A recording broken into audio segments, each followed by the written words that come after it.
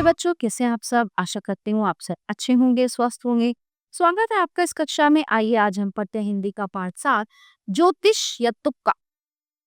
एक बार एक बूढ़ी औरत नदी में स्नान करने गई, किंतु घाट पर सिपाहियों का पहरा था। एक सिपाही बोला, माई आज यहाँ नहीं नहा पाओगी, इस घाट पर राज्य के प्रधान ज्योतिषी की पत्नी नहाने के लिए आने वाली है, इसलिए आज तुम जाओ। घर आकर उस वृद्धा ने अपने पति से कहा, आज मुझे पता चला कि राजा के यहाँ प्रधान ज्योतिषी का पद बड़ा महत्वपूर्ण होता है। तुम भी ज्योतिष सीख कर राजा के यहाँ ज्योतिष क्यों नहीं बन जाते हो? बूढ़े ने जवाब दिया, मुझे ज्योतिष विद्या नहीं आती, फिर मैं ज्योतिष कैसे बन जाऊं? वृद्धा ने हट करते हुए कहा, यानी कि जिद करते हुए कहा, चाहे जिस तरह हो ज्योतिष बनकर दिखाओ, नहीं तो मैं तुम्हें छोड़कर चली जाऊं। बूढ़ा डर गया, यदि घरवाली चली जाएगी तो बुढ़ापे में 2 रोटियां सेक कर कौन देगा। वो बाजार से पंचांग खरीद लाया। ज्योतिष होने का ढोंग करने के लिए उसने सिर पर बड़ी सी पगड़ी बांधकर माथे पर तिलक लगा लिया। फिर वो एक भीड़ वाली जगह पर बैठ, लोग अपना हाथ दिखाने के लिए धीरे धीरे उसके पास आने लगे।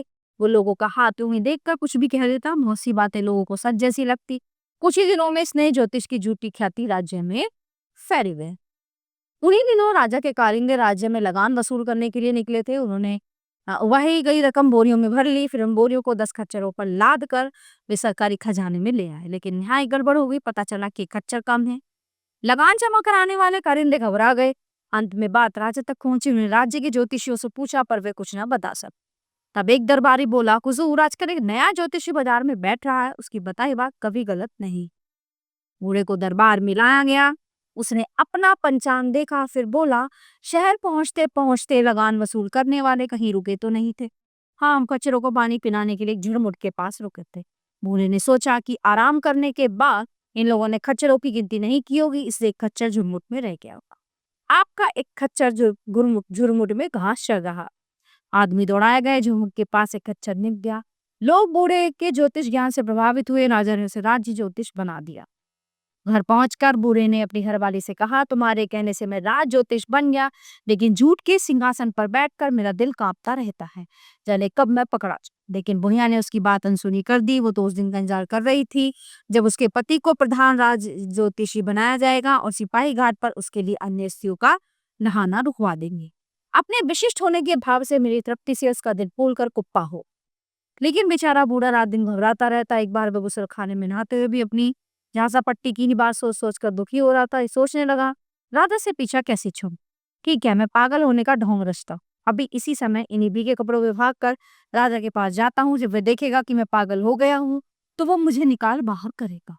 बूढ़ा कच्छा ही पहने हुए राजा के महल की ओर भागा। उसने राजा को पकड़ लिया, उधर सीटते हुए बाहर ले आया। संयोग से भूकंप आ गया और महल का वो हिस्सा टूट कर गिर पड़ा जहां पहले राजा बैठा हुआ था। धक्के से उबरते राजा ने पूछा, तुम्हें इस भूकंप का पता कैसे चला? नहाते नहाते मुझे लगा कि आप पर मुसीबत आने वाली है। आपके प्राण बचाने के लिए इस समय शर्म है छोड़कर मैं भाग गया। राजा ने कहा, शाबाश, बिल्कुल ठीक बताया। ये टिड्डा बड़ी मुश्किल में फंसा था और उसने मुट्ठी खोलकर टिड्डा दिखा दिया। बूढ़े ने राहत की सांस ली। राजा बूढ़े की ओर भी इज्जत करने लगा। राजा ने उसे प्रधान ज्योतिषी बना दिया। बुढ़िया की शान तो बढ़ गई, लेकिन बूढ़े की नींद गायब हो गई। एक बार राजा बगीचे में घूम रहा था। उसने टिड्डा पकड़कर मुट्ठी में बंद कर लिया। फिर उसने बूढ़े को बुलाकर पूछा, बताओ मेरे हाथ में क्या है? बूढ़ा घबरा गया, समझ में नहीं आया क्या कहे। अपनी मुसीबत की बात सोचते सोचते उसके मुंह से निकला, पहली बार फंसते फंसते बचा, दूसरी बार फिर फंसते फंसते बचा, लेकिन तीसरी बार तो फंस गया। तो तो पहली बार फंसते फंसते बचा, दूसरी बार फंसते फंसते बचा, लेकिन तीसरी बार तो फंस गया। तो राजा ने कहा, शाबाश, बिल्कुल ठीक बताया। टिड्डा बड़ी मुश्किल से फंसा था और उसने मुट्ठी खोलकर टिड्डा दिखा दिया। बूढ़े ने राहत की सांस ली। राजा ने कहा, शाबाश, बिल्कुल ठीक बताया। एक दिन बूढ़ा राजा से बोला, हुजूर मैं आपसे अकेले में कुछ कहना चाहता हूँ। राजा ने बाकी सभी लोगों को बाहर भेज दिया। बूढ़े ने राजा को अपनी पूरी कहानी सुना दी। राजा ने उसे सुनकर बहुत देर तक हंसता रहा। फिर उसने प्रधान राज ज्योतिषी के पद से बूढ़े को मुक्त कर दिया। प्यारे बच्चों, ये पाठ यहीं पे समाप्त होता है। आशा करती हूँ आपको अच्छे से समझ आया होगा। मिलते हैं अगली कक्षा में। धन्यवाद।